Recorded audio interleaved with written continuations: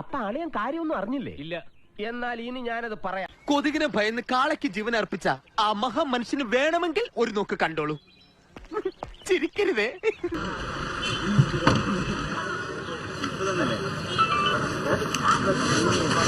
മുന്നേ ഒന്ന് ഷൈൻ ചെയ്യട്ടെ, വേറെ കാര്യം.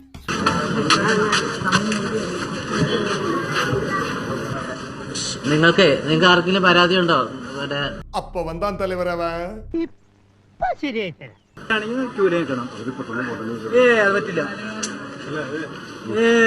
നടക്കൂല.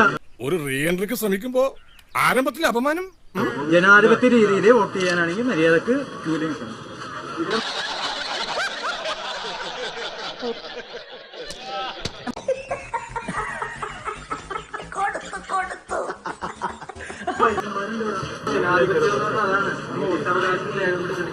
അറിയാ ചേട്ടാ, അറിയാനിട്ടല്ല വന്നത്.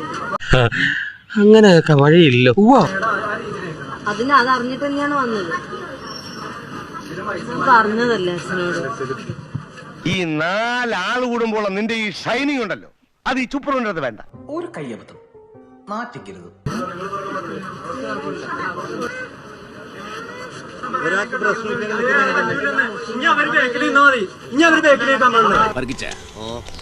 പുലിയാണ് ഏട്ടാ.